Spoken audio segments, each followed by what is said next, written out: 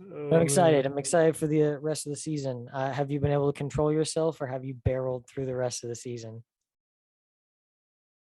You bastard. Oh, I don't pay for suits. My suits are on the house, or the house burns down. Welcome back to the Red Right Hand Podcast, the show that covers each and every episode of the Peaky Blinders. I'm Josh, And I'm Curtis. and we are back for season 6. 6. Wait, hold on. I would have There hit we some. go. I would have hit some applause there. I was not. Oh, was not thinking. There we go. All right. Fantastic. You know what? We'll pipe it in later. sure. You're like, no. I don't know if I have that on file. But Maybe I'll I just know- record myself clapping a bunch. I know we were both stoked for this 6th and final season. Yes. And we wanted to get an episode out last week, just a couple days after everything premiered on Netflix, but we just weren't able to with schedule conflicts and stuff. So We're very busy people. You know, yeah. we're having to go here and there and everywhere, and some Yeah. real titans of industry. some real titans of industry. Um, Oh, wait, hold on a but, second. I'm getting a call from Brad Pitt. Oh, we're gonna have to I stop better this. answer this. We're gonna have to stop and take it. But yeah, I know like you guys probably are. We were really excited for this last season. We've got the first episode for you guys tonight. And then hopefully we'll have we should have out over the next 5 weeks. Those next 5 episodes with another tiny sode to wrap things up at the end. I'm sorry, your cat's freaking me out. Man. Yeah, Tater's guest hosting over He is here. freaking me out. Tater. Oh god. It's My the way the demon cat. light hits it. Yeah, it's the way the light hit its eyes, man, when he looks right at the camera. Yeah. Anyway, a special guest host, Tater the cat. Tater the cat. Hey. Yay. All right. So, do you want to talk about our ceremony for this season? Oh, I mean, I think we should just go right into it, man. I think we put it on and then we dive right into the episode. I think that's the tradition that we should All right. do. We Sounds we have our good. little introductions and then we kind of look at switching each other, we gears. kind of nod, and then we get ready The for hat it. goes and then, on, and we move. Hat goes on, we move on, man. Once the hat Okay. goes on, we are on to the subject. All right. So without further ado, caps on. And for the listeners there and those not watching on YouTube, we'll be wearing patty caps this season. And I like that. That's a good face to go with that. You look very like mine looks more like mine's wider, so it's more old manny. Yours That's is true. very like South Boston asshole. That's what. Thanks. Hey, man, what's the matter with you? But in a salute to Peaky Blinders in the final season, we're gonna be wearing the hats for each episode. So hey, Boston is mentioned a bunch in this season, so it's true. It's true. Yeah, because Tommy's he's going all in. God damn, I can't do this with you doing a De Niro face on me all night. It looks like De Niro. You do look like young De Niro. Oh God. Oh, all right, I promise I won't do that again. Oh, because it's hard for me to look at myself and do that. Oh man. So season starts out where we ended last season. Everything kind of falls apart. Tommy's master plan.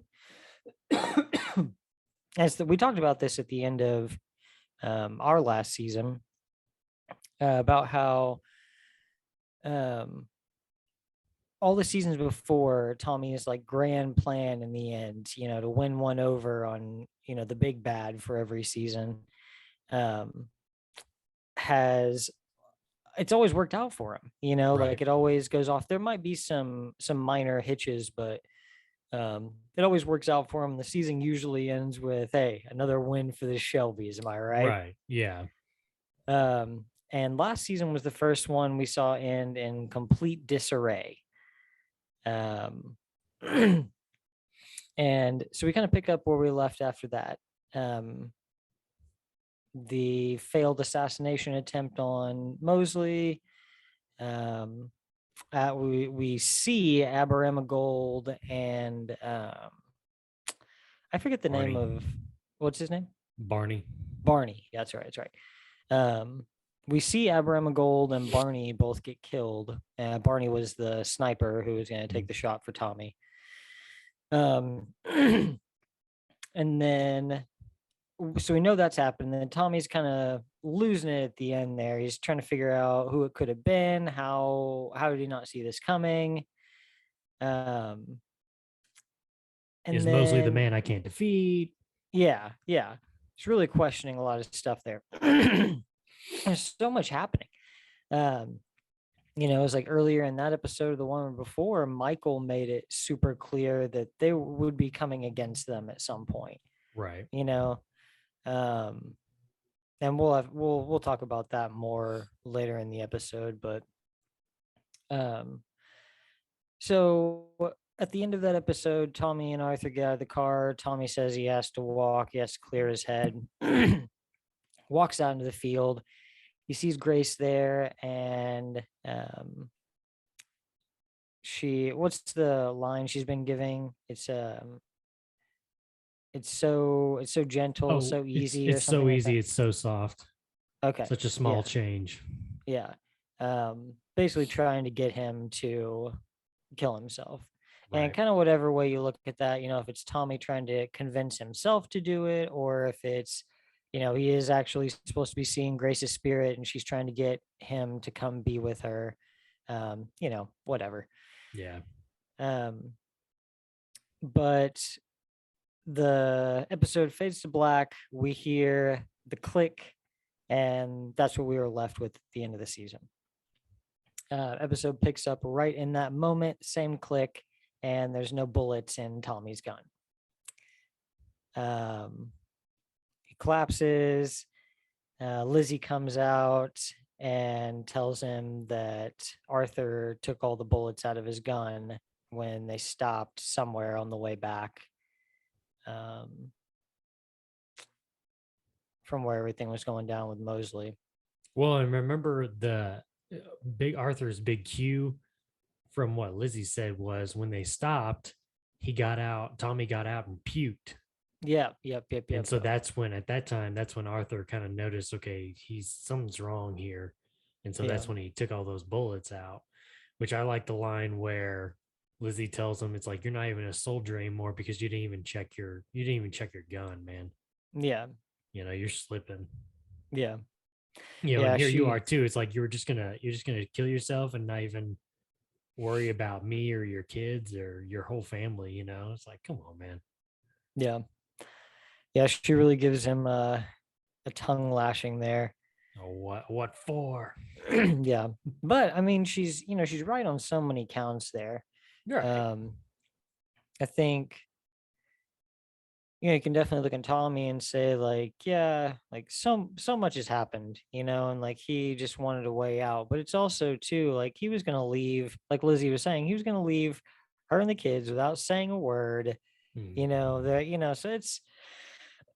it's a tough issue. Right. It's not something we're gonna start to try to get into here, but so Lizzie comes out and kind of berates him, but I think it kind of gives him the kick he needs to get back up and kind of try to push on. I agree.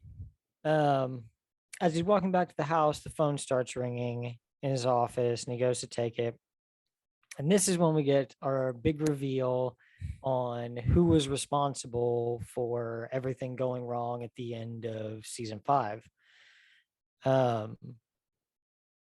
And bro, you were right. Like when you said you'd like read some stuff about it, and you were like, oh, I completely forgot about them, Right. Oh, nope. It looks like we are on the timer, my friend. Yeah, that was We weird. we are on the clock. Okay. Anyway, go Yeah. ahead. So yeah, I completely forgotten that the IRA, who was responsible for this, we've had so many dealings with the IRA in the different seasons, and he's really like talked some shit, to these people over the seasons. Right. Made some pretty big threats. And these are, for Tommy, he's dealing with dangerous people every day, but these are terrorists. Not Like, even that. It's like they were there from day one, season 1, episode 1. They were there from the beginning, yeah, And so yeah, to me, it's like it's crazy because once I figured out who it was just like, oh my gosh, how could I forget the IRA, man?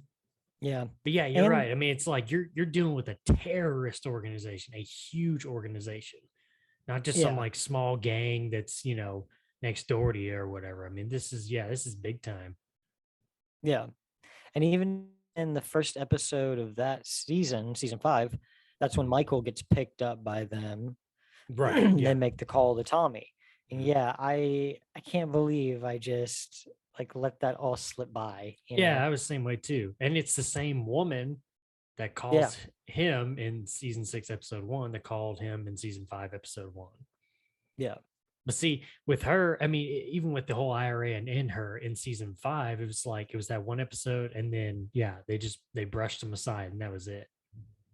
yeah. And kind of the whole point of the phone call is to just kind of let Tommy know where things stand right now. And that's when they also um, reveal that um, that's how they get rid of Polly Gray. Yes. That one was kind of weird to me. Like, I guess I was like, okay, cool. Like, they found an okay way, to write her out. Um, So you weren't but satisfied with it?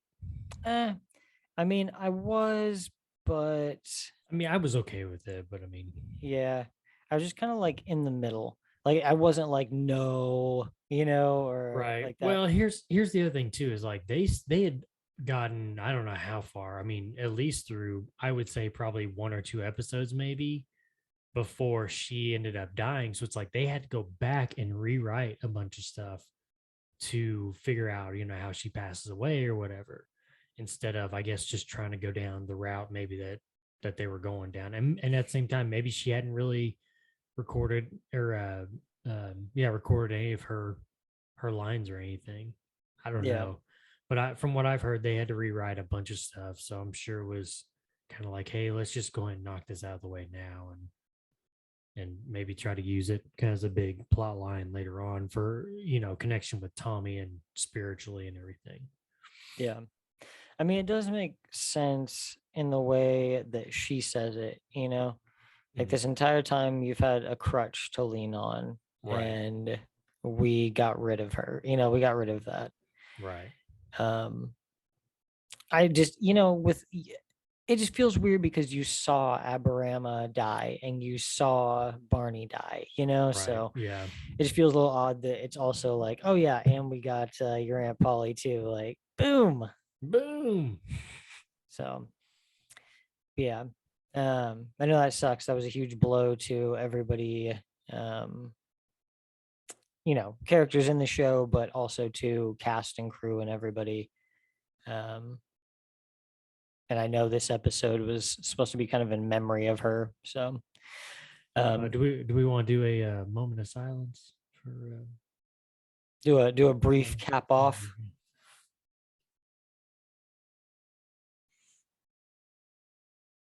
All right, cast back on. All right, cast back on. All right. Yeah. So yeah, and in my notes, I even put it was the IRA. Duh. Duh. It was like, fuck yeah. Should have seen that. Should have seen that. So I think wasn't your prediction that we would see in the first episode like a gypsy funeral for her? I don't remember saying that. Oh, I thought you had said something about that you felt like it would, like, season would open with. Well, I had heard that they were going to do that they were just going to go ahead and put that out there of how she died, whatever, and then move on with the rest of the season instead of letting it linger. Yeah. So, I mean, because that's the other thing too, is like everybody knew that they were going to kill her off because of the situations in real life. And so it's like, well, let's just go ahead and get it out of the way now instead of, letting it linger and people going, well, when's this going to happen? When's this going to happen? Yeah.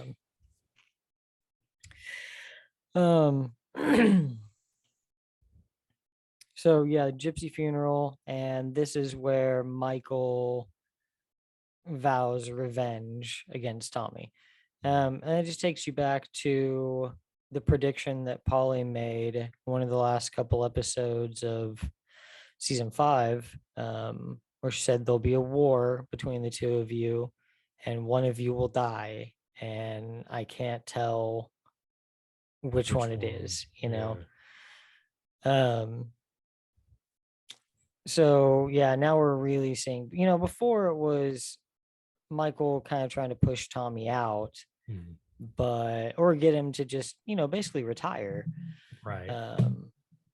And now it's turned to something violent because of Polly's death. Right.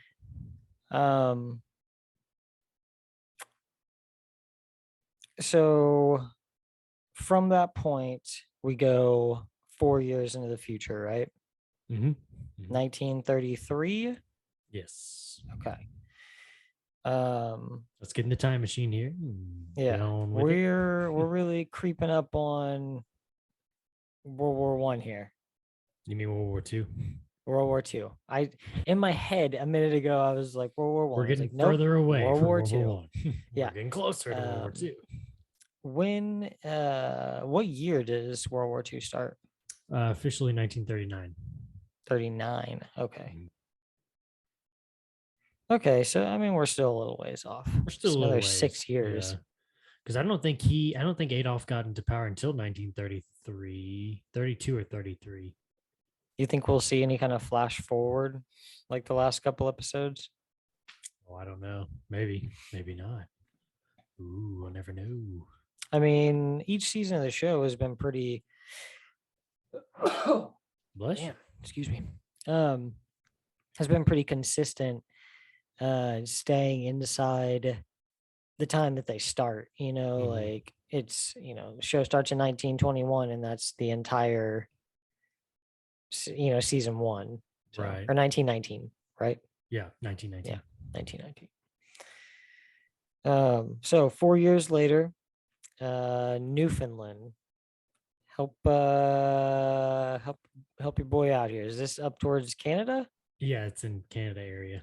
Okay. I mean, I know he said that the FBI and like Canada, like the Canadian government, nobody holds any jurisdiction there. It's just it's a French island. Yeah, French territory. Yeah, French territory. And he's there to apparently have a meeting with Michael. First time we get in 4 that pretty years. quick. Yeah. First time in 4 years. And I guess they haven't talked at all since then either. Nope. No, they have not. So it's the end of the year. Okay, actually, so we will probably see at least some spillover into 1934. That's true, yeah. Because it's the very end of the year. It's December 5th. He's clearly got some pull on the island. Because who's he talking to there? Is it some kind of like harbor master, or is he like I thought it was just cop? Cop. I think it's just some type of cop. Okay. He pays him off, and he says that everything's being set up and for this meeting, and that one of them might die. He's pretty vague about everything. He says one of us might die. If it's me, call my brother. And so then Tommy goes into I thought it was just a bar, but it's like a hotel kind of. Basically, yeah. Yeah. We find out that it's the end of Prohibition. I mean, yeah, that just it fits the time frame. So you kind of, and we kind of knew going into this that was going to play some part Role in all of this.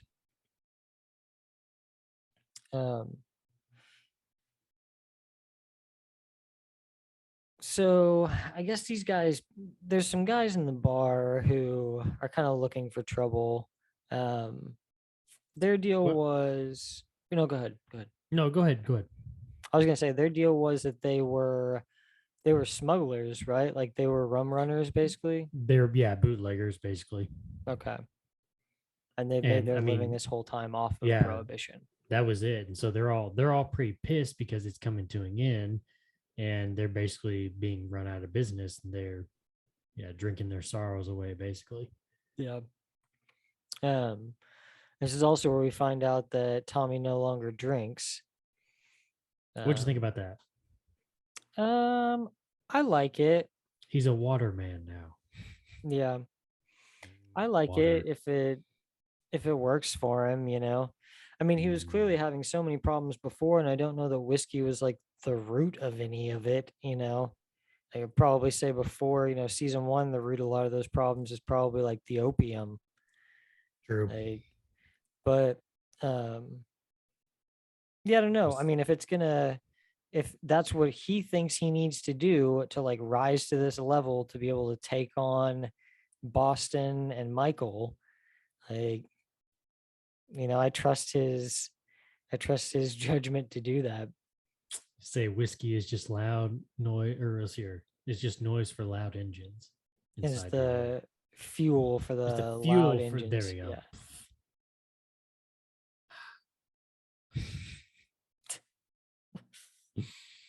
It's only episode 1 and I'm already struggling. Fuel for engines. It's the engine of the loud fuel planes. That was close, right? That's about it. So he gets into a little bit of a fight with one of the guys in the bar, and yeah, I don't know, it just seems like he's really on point. Like he's got good aim, man. Oh, he killed the bird. Well, yeah, and that bird flew and he shot him dead real quick. Yeah. But yeah, I mean, it seems like he's sharp. Like he's still at the top of his game. So very focused. Yeah. Yeah. Yeah, I wouldn't want to be Michael. It's only episode 1 and he already got him thrown in fucking jail. So see, kids, if you want to shoot birds dead on sight, drink your water every day. Drink your water, and then you too can shoot pigeons inside.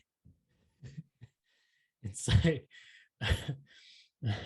of hotels, close range with a bunch of people standing around.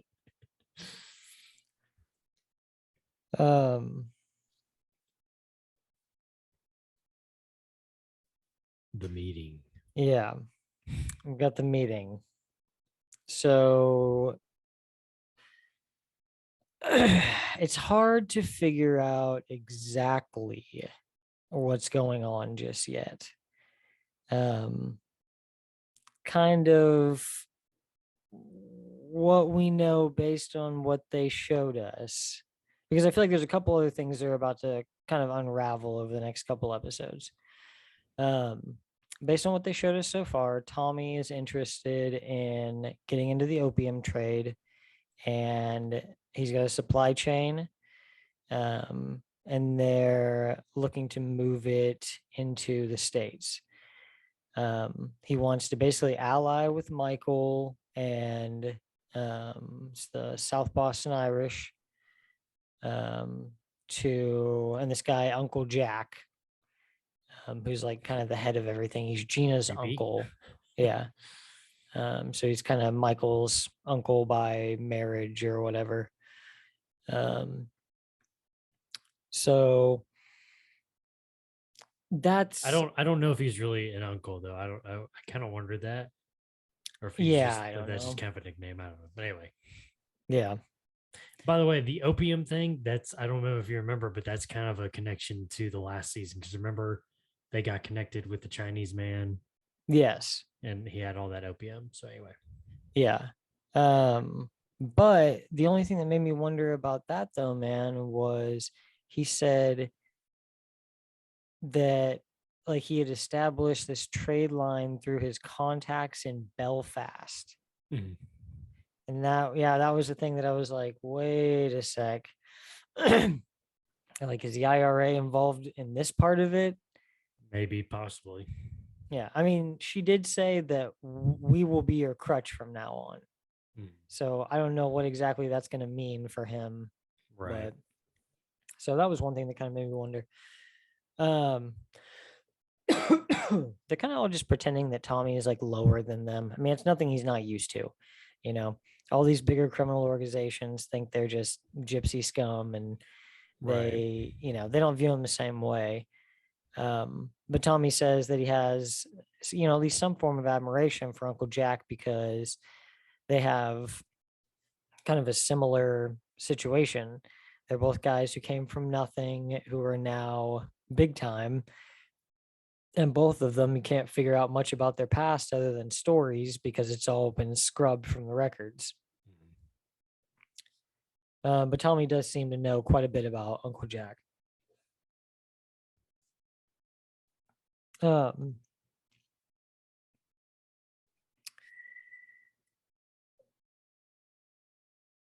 I guess he kind of gets them to agree to go along with it, or at least take everything back to Uncle Jack and kind of get him to weigh in. Yeah, I was going to say, I think they said that they had to basically get his approval. He has the final say, so they're going to take back, a sample product or whatever, and then kind of talk to him about it or whatever. Yeah. I like the poem. Yes. Yeah, that's a good poem. Fits really well with like him and Michael. Mm-hmm. So recite it.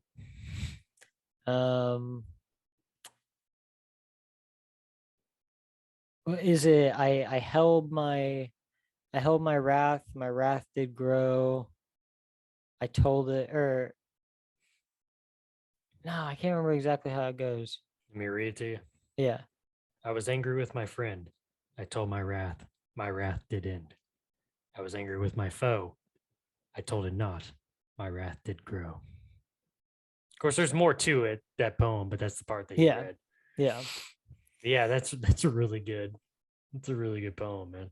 Yeah. I feel like Michael's big mistake here is that he's just not taking Tommy seriously anymore. No, he's not. Like, and it's sad though.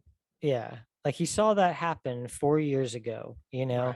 and he thinks Tommy like isn't who he was before, Right.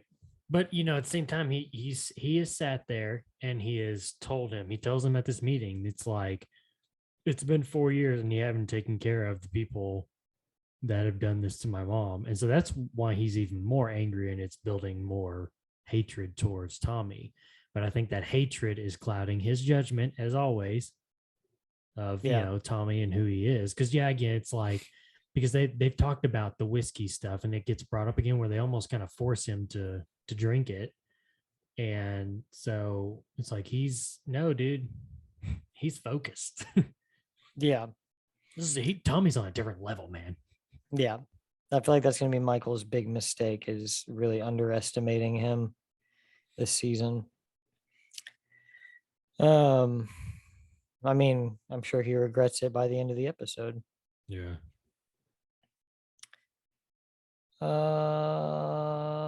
That's when we get that Polly quote again. Tommy thinks about it, that there'll be a war and one of you will die. Right. So back at Tommy's place, it's Christmas. Well, it's not Christmas, but they're like, oh no, wait. It's Yeah, it's. I think it's almost it's a different Christmas. day. It's a different day. Yeah, but I think it's almost Christmas though. All the kids are just running wild at the house. It's, it's Tommy's 2, Arthur's 1, Ada's kids. yeah, Ada's 2 kids, and And then then all of Johnny Dog's Johnny kids. Dog's kids. Yeah. Yeah. And everybody's just running wild. They always sprinkle in stuff like this, where Lizzie was like, this is a picture, this is a movie that was sent to us from Charlie Chaplin himself. Yeah. It's about like the second or third time they've dropped him. I dropped his name. Yeah. So yeah. Was he? Oh, I was gonna say he was in an episode. That was not this show, was it? No, he was in Peaky Blinders for an episode. Which one? It was in trying to think, because Tommy took Grace to meet him. Okay. Yeah. I don't remember if that was season. I don't think it was season 3. I think that happens in Boardwalk Empire too, like almost exactly the same way. Yeah. Well, maybe it was the same party. Maybe. They're all in the same universe. They're in the same universe, man.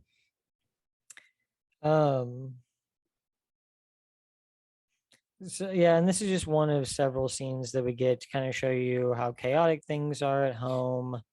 Tommy's not there. Ada's kind of trying to be Aunt Polly, she's kind of trying to step into those shoes. I think, she doesn't necessarily want to, but I think she's starting to realize the need for it. Right. And yeah, we see Arthur several times like this over the course of the episode where he's just completely wasted. Like he's no use to anybody.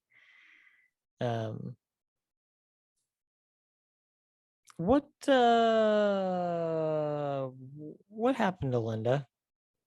I always forget. So she left him in season 5. He tried to come after her. Yep. He ended up beating up that Quaker. Didn't kill him, but beat him up pretty good. And then she tried to kill him. She tried to kill him, and then they went their separate ways again. They went their separate ways after Polly shot her? Yeah. Yeah, they just went their separate ways. Okay. What about the kid? Is Arthur's kid there, or did she take the kid? That's a good question. I don't know. I don't remember them saying anything about Arthur's kid being at that party. Yeah. Or I just assumed he was there. It's like the flock of kids. Yeah, I don't know. They don't really. It's really weird. They only show him, I think, that one time in season 4, and that was really it. Yeah. I don't know. Yeah, and then so the next note I made was the supply line from Belfast, the IRA. I was like, what's going on there? So I'd like to see what's going on with that. Why if it's that Asian guy, they're moving through Belfast, like on all of this, Yeah. But we'll see. Oh, another important part of that meeting that we kind of skipped over was kind of how he frames Michael and how I almost don't know why he covers up the fact that it was him that got him locked up, because he tells Gina like in a couple scenes anyway that it was him. Yeah. So yeah, I don't know why, but he comes up with that whole man with the bleeding heart, Maria in the tattoo. Yeah, that was kind of weird, but I think that's just kind of a distraction. Yeah.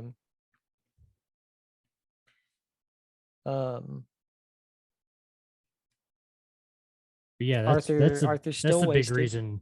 Yeah, but that's the big reason why he gave him the opium. Yeah, because he was going to try to frame him or whatever and send him to jail. Anyway, wasted on what? Liquor, I guess. No. Yeah, we're not there yet. Yeah. Huh? We're almost there. We're almost there. This is Arthur wasted on the stairs, and Charlie Jr. comes up with the gun and pretends to shoot him and then marches away. So yeah, I think you might be right. I think we might might see something either at the end of the season or in the movie or something where he also goes off like to war, like Charlie Jr. Yeah. Junior. Yeah. Charlie too.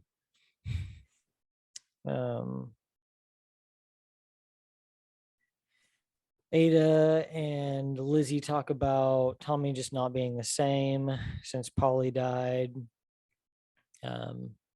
I liked Lizzie's impression of him. It was kind of funny. Yeah. Hello, Lizzie. Hello, children. Poor Tommy. Nobody understands. Just dead inside. I don't know. Still, the most like sad point I see him at, bro, where like I look at him and I'm like, man, that is not good.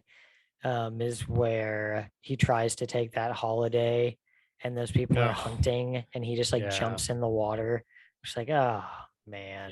Like, yeah, but he's messed up. That's a huge part of the show is him dealing with all these problems that he has, all his demons, all his skeletons in the closet, while still trying to rise and take care of a family. And, so that's part of it.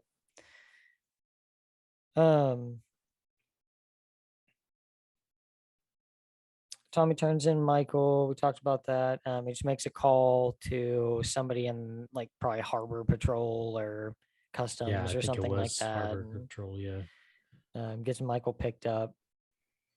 I thought this was interesting. I don't know if it's significant, but I thought it was interesting when in the next scene when Ada gets the call about Arthur being in that opium den. Carl is Ada's oldest kid. It's her and Freddie's child.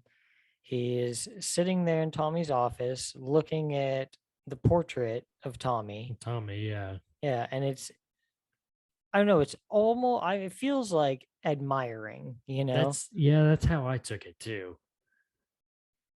It's kind of weird. Yeah. So I don't know. I think it's little stuff like this that they'll use to, if there's a significant jump in time in the next movie, we might see a lot more of the younger generation like come into play here, Yeah, I agree. Some of them, if Finn's so much younger than the other brothers, he would really be like an Arthur, age-wise to some of the others. So as long as Finn makes it out of this one, I could see him taking over the gang. He always wanted to kind of prove himself and everything. So and so Ada gets that call. She has to go down to the opium den, and that's when she really starts embracing her inner Polly.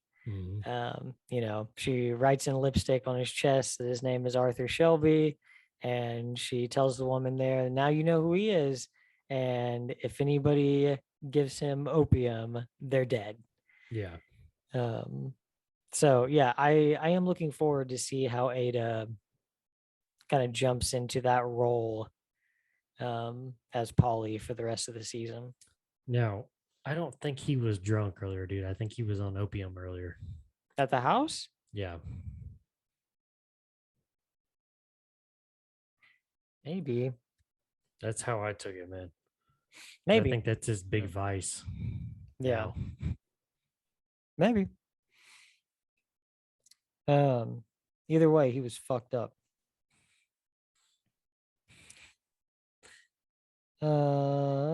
Gina goes to see Michael in prison. And Michael still thinks that this informant, the man with the Maria tattoo, is the one who got him put in there. It seems so obvious. He seems like such an idiot, like when he tells that to Gina, he's like, yeah, I think it was this. Like Tommy said, there was an informant, and I mean, it was probably that informant that got me in here. It's like, bro, you're like trying to stab him in the back. Like, why do you think he's just being super forthright with you, you know, like, right. or forthcoming, like, record yourself and play it back to yourself. yeah.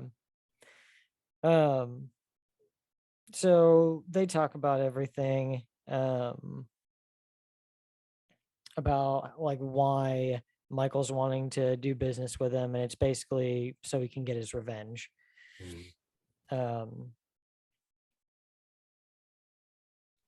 So Tommy goes to see Gina after that,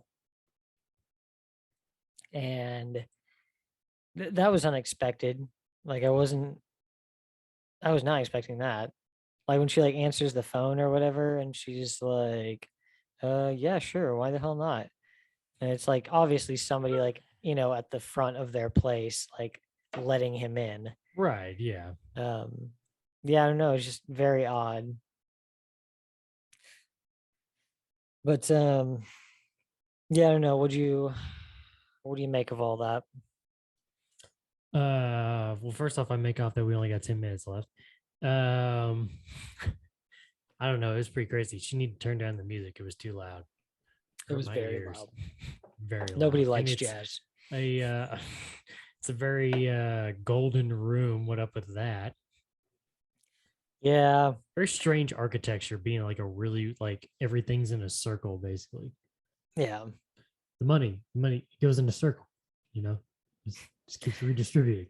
I do prefer how like a lot of, I guess, like rich people are now, where like most of the time the inside of your house just looks kind of like a normal house.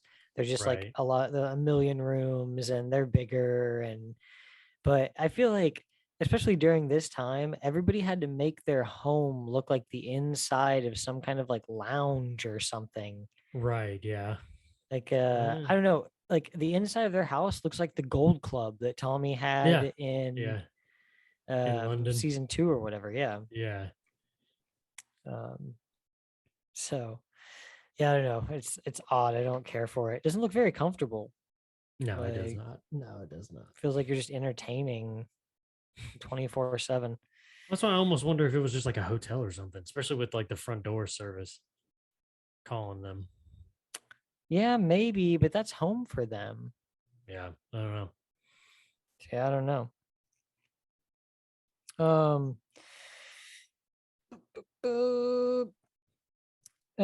Basically the gist of their talks is that Tommy lets her know that he put Michael in jail, and he did that to give Uncle Jack an ultimatum, to basically get his attention. And the ultimatum was save face in South Boston with his people, or save face in Washington with those people. Right. Because he is in connection with the president, basically. Yeah, he's in connection with a lot of big guys. Yeah. So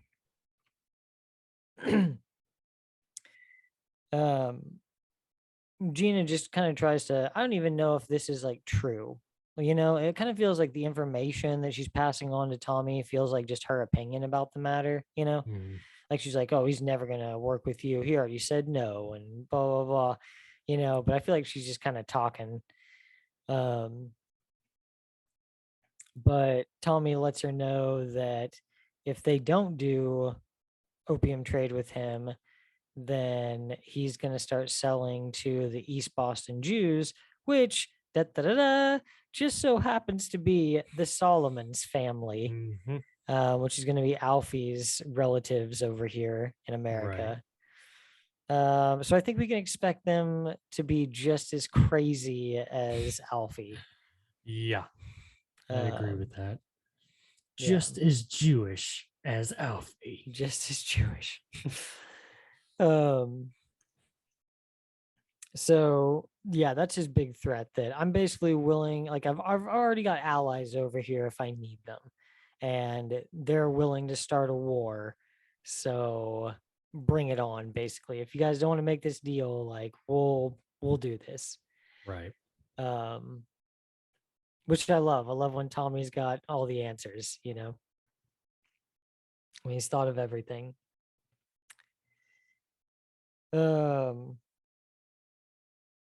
So he leaves there. Gina's pretty much defeated.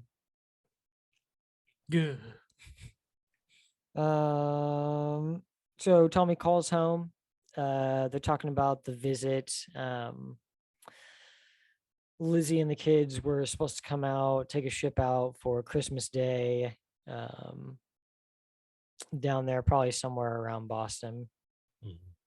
I don't imagine he's just staying in the city. He's probably just like close by. Yeah.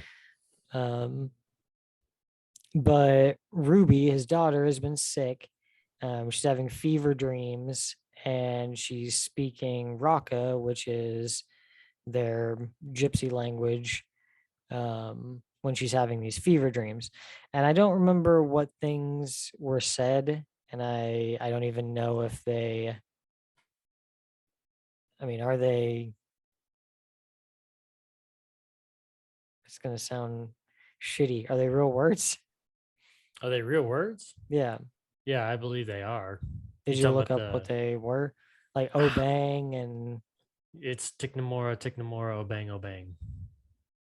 Which, I mean, it basically, I think it was kind of broken, but I think it was basically saying like death. Having to do with death, at least. Yeah. So there was a man with green eyes, or to be aware of the man with green eyes, or something like that. It says in Romania, Obang means devil and could signal, let's see, one of Tommy's enemies is taking revenge and hoping to ruin his life. Episode up. Stupid thing. Technology is crap. Oh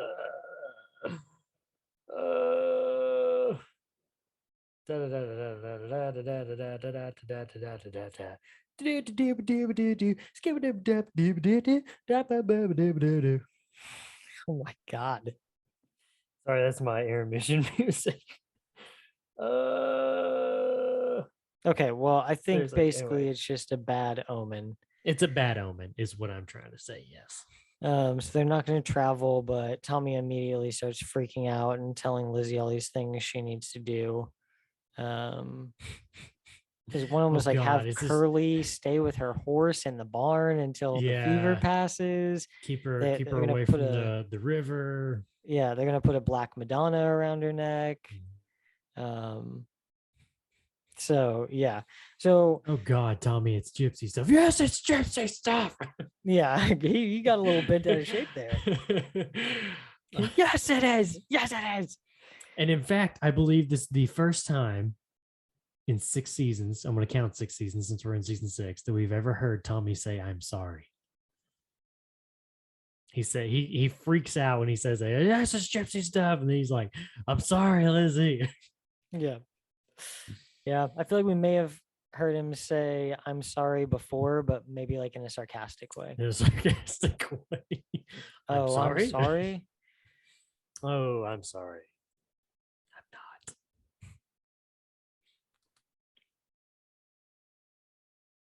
Yeah. Yes, it's gypsy stuff. So they're not going to come visit. But here's when we find out that Tommy, this is basically his last rodeo, you know. He tells Lizzie that once I get this stuff finished up in Boston, like I'm done. Like once I get this taken care of, I'm out, you know. And I believe it, because I think the biggest part of this, like beyond how many times have we heard this though, man? I know, but I think the biggest part of this beyond the opium is the revenge. Like he's coming for Michael, right? And that's the big thing here. He might be helping the East Boston Jews topple the South Boston Irish. Coming at it from different angles, I'm sure. Yeah, there's several things here, but I feel like this is his business. The revenge is mostly the business. Right. So that's why I believe it a little bit more in this. Plus, this is the final season, so this has got to be it. I was going to say, and third and finally, this is the last season. So yeah. Yeah, and he has that moment when he gets off the phone where he's talking to Polly. You know, he's kind of just talking out loud to her. He said, "The man with the green eyes." He says, they know I'm trying to get out. Yeah, you said that, and it made me think there was a part that we missed. We kind of missed earlier. It had to do with once he got up and he started walking back to the house at the very beginning of the episode after laying in the mud after trying to kill himself or whatever. Mhm. And he was speaking to his mom and he said, "Mother, they didn't let me pass. They wouldn't let me pass." Oh, yep. Yeah. So anyway, less than a minute. Final thoughts? I mean, there's that whole scene at the end where Tommy goes to see Michael and reveals that Oh, I he's thought the end of the episode was the phone call to Lizzie. no. So there's that whole final scene where Tommy goes to talk to Michael in jail and lays it all out for him that he was the one who put him there. That he's got men inside the prison. He's got guys inside Uncle Jack's office and his organization, multiple levels. He's got copies of Uncle Jack's itinerary. Basically, that he's like 20 steps ahead on any of this. Right. Michael initiated this business or accepted the invitation of the business only for revenge. And like less than 24 hours later, he's already way down. Like he's already losing this thing. Mm-hmm. And then he just kind of also on his way out of there jabs at Michael by kind of gently threatening Gina. Because he says that Uncle Jack booked passage for 5 people. Him, his wife, his mistress. Who's the 4th one? Oh, President Roosevelt's son. Yeah. And Gina Gray. He's like, "Gina's coming to London, Michael, where I will be happy to show her the sights." Yeah. What does he finish? Says spirits, South Boston Irish, and something else. And he was like, "I'm ready for the conversation." Yeah, he is like firing on all cylinders. I'm really glad that like this is the Tommy that we're starting with for this season, because this is full form, like their final form. Right. Like, yeah. Oh, I'm excited. I'm excited for the rest of the season. Have you been able to control yourself, or have you barreled through the rest of the season? You bastard. You're just like, "Oh yeah, I wonder if that could come to fruition. Huh, I already know." You dick.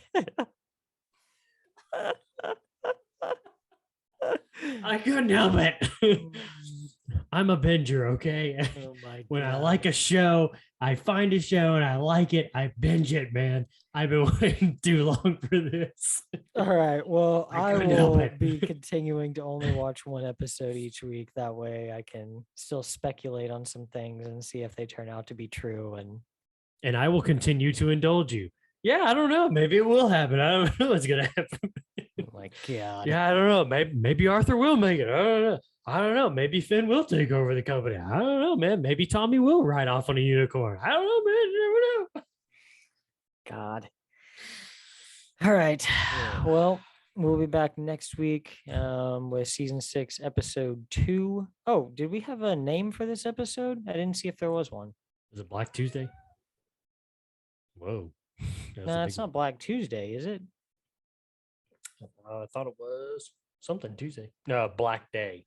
Black Day, yeah. Yeah, just I was like, Black Tuesday was the first episode of last season. Yeah, Black Day. Do you know what's the name of next week's episode?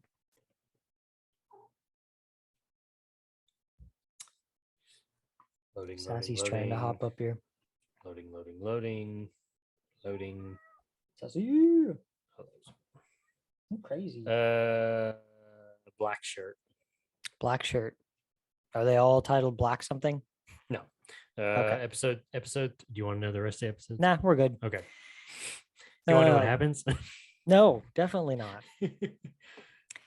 Until next time, make sure that you guys go to our Twitter and follow us there, Red Right Hand PO1. You can follow me on my personal at Joshua Lynn Gary. You can follow me over there on Twitch at GhostLad676. And then also you're going to want to make sure you guys follow us in as many places as possible, because if you liked what we did for the Peaky Blinders podcast and thousands of plays on these few episodes say that you guys do like these episodes, you want to follow us for a couple of the other things we talked about doing. We're still thinking about, well, we probably will be doing a House of the Dragon watch through, with me being very learned in Game of Thrones and Song of Ice and Fire, and Curtis never having seen a single episode of Game of Thrones or read any of the books. So that will be a fun one. And then we've also got another one coming out, working title, History of Cores. We're going to be breaking down a different band's career in each episode. And I plan to cover a pretty broad variety there, but we're going to be talking about a lot of bands that I've seen, a lot of bands that I've seen some pretty crazy things happen at their shows. So there'll be a lot of good stories mixed in with the history there. Some of those bands I even got to play with. So, but you want to make sure that you're following us on all of those platforms, especially the Twitter and, well, the two Twitters, the one for the podcast and mine. We'll be posting stuff there. It's at Red Right Hand Podcast, which are Red Right Hand PO1, and at Joshua Lynn Gary should be down here at the bottom. I'll get this fool to start a Twitter so you can follow him as well. And until then, we'll see you guys next week.